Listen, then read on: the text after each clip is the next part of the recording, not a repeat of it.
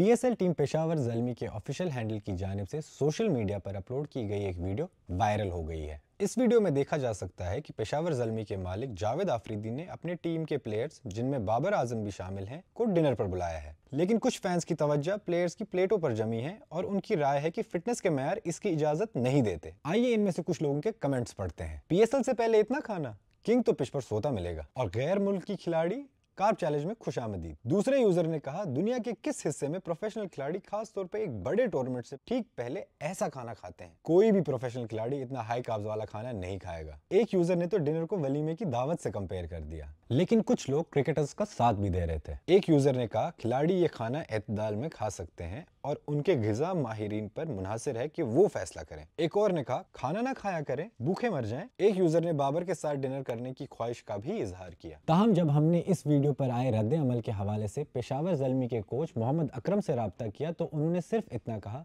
कि क्या लड़के खाना भी ना खाएं। उन्होंने कहा कि बतौर कोच अभी वो इन चीज़ों पर ध्यान नहीं दे सकते क्योंकि उनका फोकस PSL की तैयारियों पर है। आपको क्या लगता है?